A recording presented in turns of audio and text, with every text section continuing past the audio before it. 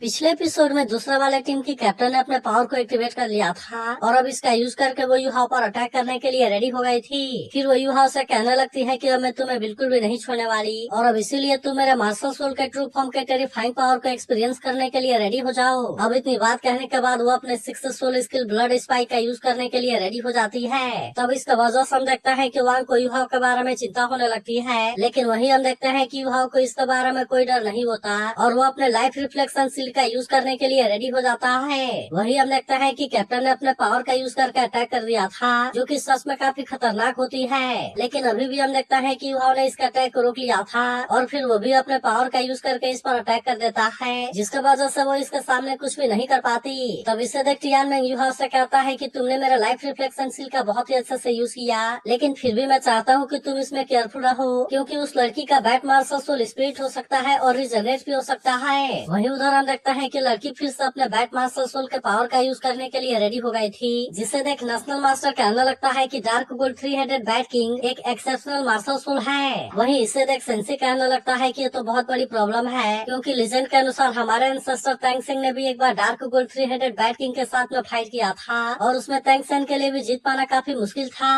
तभी नानान कहने लगती है इसके अलावा वो जूडो मास्टर सोल के ट्रू फॉर्म के स्टेट में है, जिसके वजह से उसकी सोल पावर सुबिंग से भी ज्यादा ताकतवर है। तभी वो गुस्से में इसे कहने लगती है कि अब तुम मेरे ब्रदर के साथ में मरने के लिए रेडी हो जाओ और अब इस तरह से हम देखते हैं कि वो अपने fifth soul skill gospel breaking filament का यूज करने के लिए रेडी हो जाती है। इसके बाद हम देखते हैं कि उसने अपने शॉकवेव का यूज करना शुरू कर दिया था, जो कि सच में काफी खतरनाक होती है और हम देखते हैं कि इसके सामने इसमें से कोई भी कुछ नहीं कर पा रहा था। तब इसे देख सभी कहने लगता है कि ये तो अकेले ही 6 लोगों के ऊपर भारी पड़ रही है और इसीलिए ये शैडो तो सच में ताकतवर है। मगर तभी इसी वक्त हम देखते हैं कि युहाओ ने वांग का हाथ पकड़ लिया था, जिसके वजह से वांग के ऊपर अब इसका कोई असर नहीं होता और अब इस तरह से हम देखता है कि वो अपने मार्शल सोल फ्यूजन स्किल का यूज करने के लिए रेडी हो गए थे, जिसके बाद हम देखता है कि वांग के पावर के सामने कैप्टन की पावर अब कुछ भी नहीं कर पाती और अब इस तरह से हम देखता है कि टैंक सेक्टर के बाकी टीम मेंबर भी पूरी तरह से रेडी हो गए थे, लेकिन वही हम देखता है कि कैप्टन अभी भी हार मानने के लिए रेडी नहीं होती, जिसके बाद हम देखता है कि वांग लाइट रेनबो गार्ब का यूज करने के लिए रेडी हो जाती है और अब इसीलिए हम देखता है कि वो कैप्टन इसका पावर के सामने ज्यादा कुछ नहीं कर पाती। तभी हम देखता है कि वो अपने आइस पावर का यूज करना शुरू कर देते हैं, जिसके बाद हम देखता है कि कैप्टन भी इसका सामने कुछ नहीं कर पाती और वहीं इसके बाकी टीम मेंबर भी इसमें पूरी तरह से फ्रीज हो गए थे। वहीं उधर हम देखता है कि जिंग होंगचन भी इसे देख परेशान हो गया था और फिर कहता है कि ये तो बिल्कुल लास्ट वाले कंपटीशन से है, क्योंकि उस समय भी युहाओ और वांग ने हाउ चेलियान के मास्टर सोल फ्यूजन स्किल को हरा दिया था। वहीं अब हम देखता है कि कैप्टन इस पावर के सामने ज्यादा टाइम के लिए कुछ नहीं कर पाती और आखिरकार वो भी इसमें बेहोश होकर नीचे गिर गई थी, जिसके बाद रेफरी अनाउंस करता है कि टैंक सेक्टर को टीम बैटल में 5 पॉइंट मिल गए और अब इस तरह से वे 9-7 पॉइंट से इसमें जीत गए हैं। तब इसके बारे में सुनते ही सभी इस बात से काफी खुश हो जाते हैं और वही हम देखते हैं कि वे सभी इसके लिए हल्ला भी करने लगे थे,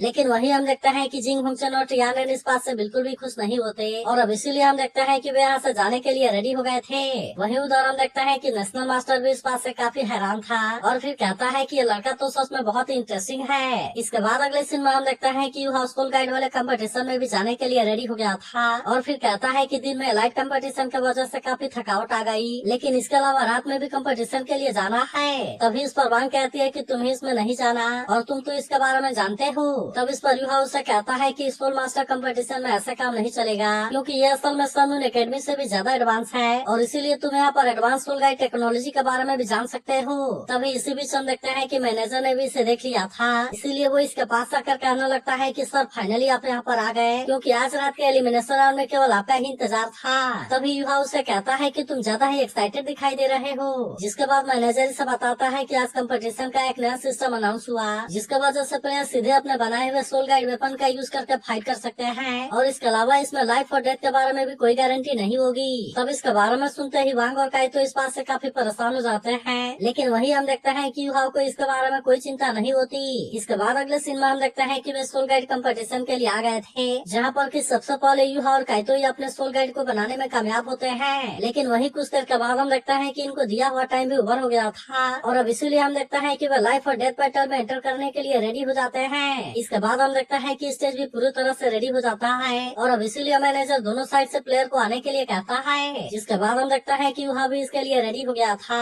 जिससे देख सभी कहने लगता है कि ये तो असल में व्हील चेयर पर है, इसीलिए इनको ऐसा लगता है कि वो इसमें कुछ भी नहीं कर पाएगा और अब इसीलिए हम देखता है कि सभी नंबर 48 वाले के ऊपर अपना बेट लगाते हैं, लेकिन वही वांग को अच्छे से पता था कि इसमें क्या होगा और इसीलिए हम देखते हैं कि वो युहाओ के ऊपर अपने बेट लगाने के लिए रेडी हो जाती है। वही उधर हम देखते हैं कि दोनों प्लेयर बैटल के लिए रेडी हो गए थे और इसीलिए मैनेजर भी इनके मैच को शुरू कर देता है। जिसके बाद हम देखते हैं कि लड़के ने तुरंत अपने सोल गाइड का यूज करके लड़के के ऊपर अटैक कर दिया था, लेकिन वही हम देखते हैं कि युहाओ को इसके बारे में कोई चिंता नहीं होती और वो भी अपने सोल गाइड का यूज करके इस पर अटैक कर देता है। जिसके बाद हम देखते हैं कि युहाओ के बुलेट ने इसके अटैक को डिस्ट्रॉय कर दिया था और फिर हम देखते हैं कि वो सीधे इस लड़के को टच होते हुए गुजरती है, लेकिन फिर भी हम देखते हैं कि वो केवल इसके ब्लास्ट की वजह से इसमें इंजर्ड हो गया था। जिसके बाद युहाओ उसे कहता है कि अगर मैंने तुम्हारे ऊपर निशाना लगाया होता तो फिर अब तक तुम इसमें मर चुके होते। जिसके बाद हम देखते हैं कि मैनेजर इसमें युहाओ को विनर अनाउंस कर देता है और अब इसके बारे में सुनते ही सभी इस बात से काफी हैरान हो गए थे क्योंकि सभी को लग रहा था कि वो इसमें कुछ भी नहीं कर पाएगा, मगर वही हम देखते हैं कि वांग ने भी इस पेट में काफी मनी जीत लिया था। इसके बाद अगले सीन में हम देखते हैं कि वे फिर से सोल मास्टर कंपटीशन के लिए आ गए थे जहाँ पर इनका मैच एक टीम से होने वाला था, लेकिन हम देखते हैं कि इसके बारे में इनको कोई चिंता नहीं होती और वहीं युहा अपने पावर का यूज करके एक प्लेयर को बहुत ही आसानी से हरा देता है क्योंकि वो इसका पावर के सामने कुछ भी नहीं कर पाता। इसके बाद हम देखते हैं कि ननान भी एक प्लेयर के साथ में फाइट करने के लिए जाती है जहाँ पर कि वो प्लेयर भी इसके सामने कुछ नहीं कर पाता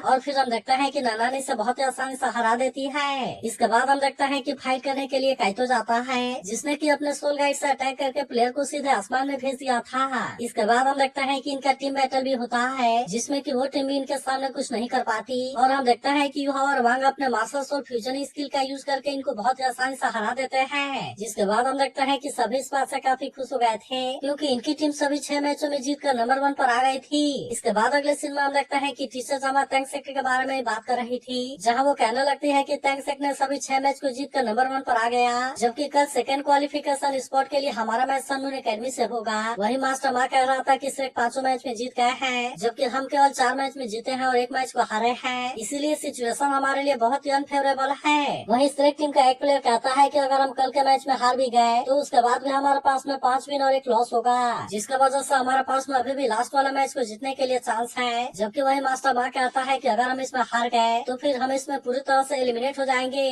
लेकिन तभी वांग च्यू कहने लगती है कि नहीं, हमारे पास में इसके लिए कोई चांस नहीं है क्योंकि लास्ट मैच में तो सनून अकेडमी टैंक सेक्टर से हार गया, इसीलिए मुझे लगता है कि अगर हम सनून अकेडमी को भी नहीं हरा सकते तो फिर इसका कोई चांस नहीं है कि हम टैंक सेक्टर को हरा पाएंगे। तभी टीचर जामा कहते हैं कि तुम भी टैंक सेक्टर के बारे में बहुत ही अच्छे से जानते हो और इसीलिए मुझे पता है कि वे कभी भी चैंपियनशिप को अपने हाथों से नहीं जाने देंगे। तब इस पर वांग च्यू कहने लगती है कि अगर हम कल के मैच में हार गए तो फिर इस तरह से हमारे पास में केवल 5 विन होगा, जबकि वही सनून अकेडमी के पास में 6 विन हो जाएंगे क्योंकि टैंक सेक्टर के अलावा कोई और टीम उनको नहीं हरा सकती। इसके बाद हम देखते हैं कि टीचर जामा ने कल के मैच के लिए प्लानिंग बना लिया था और फिर इनसे कहते हैं कि तुम सभी अब आराम करने के लिए चले जाओ, लेकिन वही हम देखते हैं कि वांग च्यू इसके बारे में सोचकर काफी परेशान होती है और कहने लगती है कि कल हमारा मैच सनून अकेडमी से होगा, इसीलिए मुझे श्रेक अकेडमी के ग्लोरी को किसी भी तरह से बचाना होगा जो कि पिछले हजारों सालों से बना हुआ है। इसके बाद वो कहती है कि युहा तुम जो कर सकते हो मैं भी उसे कर सकती हूँ। तभी इसी वक्त वो देखती है कि युहा उसके बगल में ही है, लेकिन हम देखते हैं कि वो इससे कोई बात नहीं करती और अब वो यहाँ से जाने के लिए निकल जाती है, लेकिन तभी इस बीच हम देखते हैं कि उसे कुछ होता है और वहीं पर रुक जाती है, लेकिन फिर से वो केवल युहा की तरफ देखती है और फिर हम देखते हैं कि वो यहाँ से चली जाती है। इसके बाद अगले दिन हम देखते हैं कि सभी मैच के लिए काफी एक्साइटेड होते हैं जहाँ पर सनून अकेडमी की टीम भी अब इसके लिए आ गई थी। तब इसे देख सभी कहने लगता है कि ये तो लाइफ और डेथ के लिए मैच है, जिसके बाद एक लेडी कहती है कि ये मैच श्रेक के ग्लोरी के लिए भी है। तभी हम देखते हैं कि श्रेक अकेडमी की टीम भी यहाँ पर आ गई थी, जिससे देख युहा कहने लगता है कि सनून अकेडमी ने हमारे सामने हार मान लिया, लेकिन ऐसा नहीं है कि वे अपने टीम मेंबर को प्रोटेक्ट करना चाहते हैं, लेकिन अब तो रॉबिन राउंड का भी फाइनल होने वाला है जिसमें कि श्रेक अकेडमी का पॉइंट उनसे ज्यादा है और इसीलिए वे जरूर अपने पूरे ताकत का यूज करके उनके साथ में फाइट करेंगे।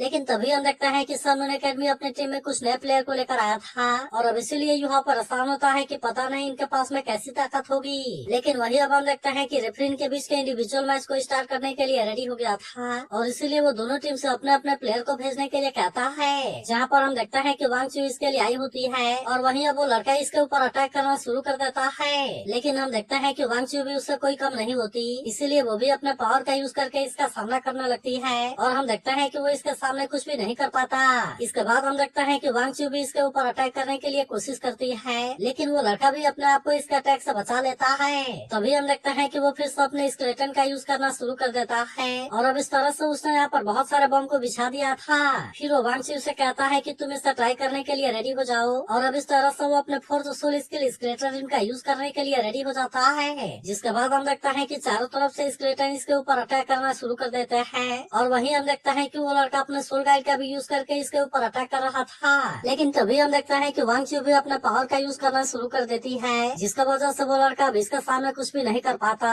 और फिर हम देखता है कि वांग चू अपने पावर से इसे कैद कर लेती है। इसके बाद हम देखता है कि वांग चू अपने लाइट होली ड्रैगन वाले पावर का यूज करने के लिए रेडी हो जाती है, जिसका वजह से वो लड़का इसके सामने बिल्कुल भी कुछ नहीं कर पाता और फिर वांग चू अपने इस पावर का यूज करके उसे बहुत ही आसानी से हरा देती है। वहीं मेंग ने मास्टर मार्क को बताया था कि वो एक्सचेंज स्टूडेंट के रूप में श्रेक एकेडमी में गई थी, इसीलिए उसे पता है कि वांग चू सबसे पावरफुल है, जबकि उसके अलावा कोई भी 1-on-1 बैटल में इसे नहीं जीत पाएगा। जिस पर मास्टर मार्क कहता है कि सभी इंडिविजुअल मैच में जीतने पर 7 पॉइंट और टीम बैटल में जीतने पर 5 पॉइंट मिलेंगे। इसीलिए श्रेक अगर इंडिविजुअल मैच को जीतना चाहता है तो फिर उसमें वांग चू को सभी 7 मैच को जीतने होंगे। लेकिन वही अब हम देखता है कि रेफरी दूसरे मैच को स्टार्ट करने के लिए रेडी हो गया था और अब इसीलिए हम देखता है कि सनमून एकेडमी का दूसरा प्लेयर भी वहाँ पर आ गया था। इसके बाद हम देखता है कि वो तुरंत अपने सोल गाइड को एक्टिवेट कर लेता है, जिससे देख वांग चू भी अपने पावर का यूज करने के लिए रेडी हो गई थी और अब इसीलिए हम देखता है कि वो भी अपने पावर का यूज करके इस पर अटैक करना शुरू कर देती है। लेकिन हम देखता है कि वो लड़का इतना आसानी से हार मानने वाला नहीं होता